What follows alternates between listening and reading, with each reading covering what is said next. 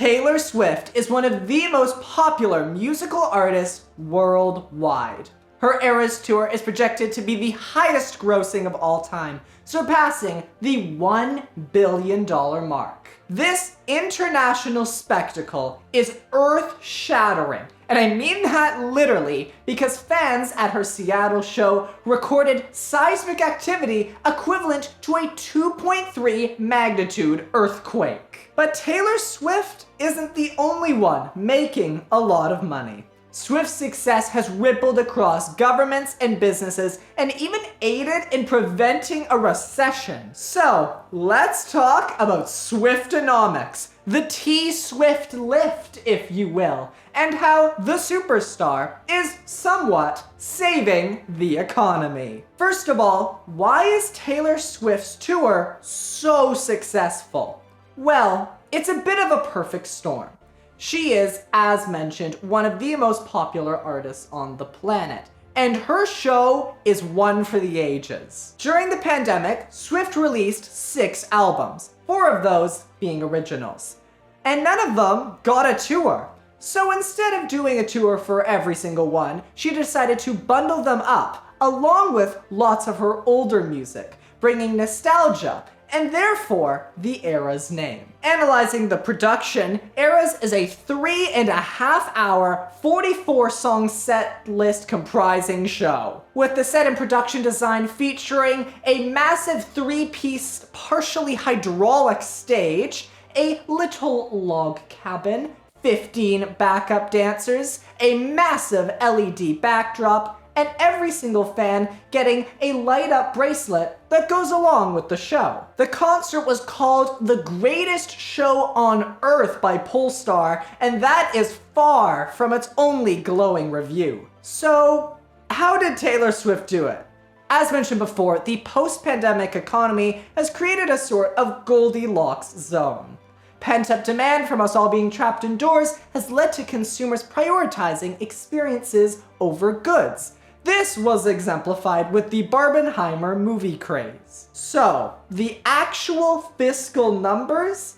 Projections have put the economic output of this tour between $4 and $5 billion, more than the GDP of 50 countries. It's had such an impact that the Federal Reserve, the US's central bank, even singled out her tour in one of their beige books. Despite the slowing recovery in tourism in the region overall, one contact highlighted that May was the strongest month for hotel revenue in Philadelphia since the onset of the pandemic, in large part due to an influx of guests for the Taylor Swift concerts in the city. There is such an extreme demand from the friendship bracelet wearing fans that they crashed Ticketmaster. The platform selling the superstar's tickets reported on the day of the main American sale that 14 million people were on their website, inputting 3.5 billion user requests. This huge influx of people is why every city the Eras Tour touches becomes momentarily the city of Swifties. Businesses are accelerating upgrades, putting on specialty drinks, foods, and other products, throwing party nights, throwing Taylor trivia. Even hairstylists are noticing an uptick of clientele as the concert nears. In fact, so many outsiders are coming to these cities that Taylor Swift has been described as an icon of American public transit, with transit authorities seeing record-breaking levels of ridership. Now, hold on.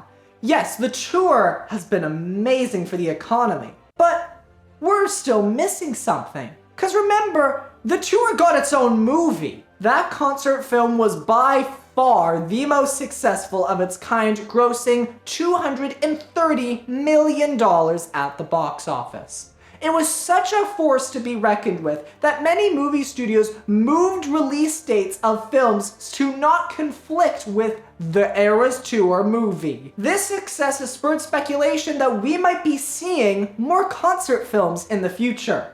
So, to close, hello, we're politicians, and welcome to the Eras Tour.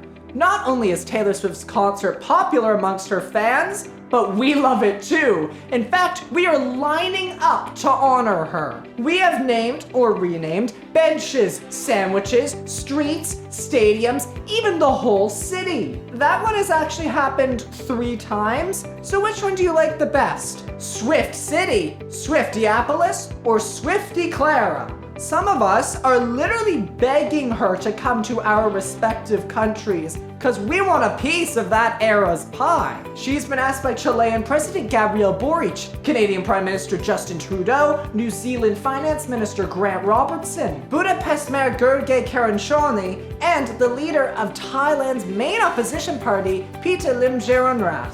So, Taylor, it's me. Don't make it a cruel summer and please come to every city on Earth. We want you and your economic output. So, Taylor Swift and her Eras Tour have created consumer spending, the likes of which we haven't seen since pre-pandemic levels.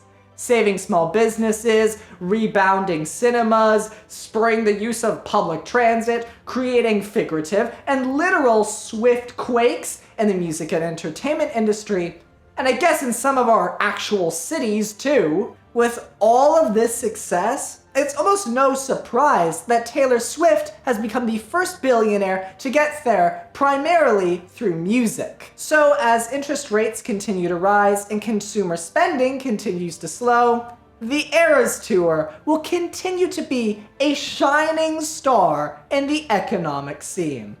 If you enjoyed this video and or found it informative, please consider liking and subscribing to support the channel.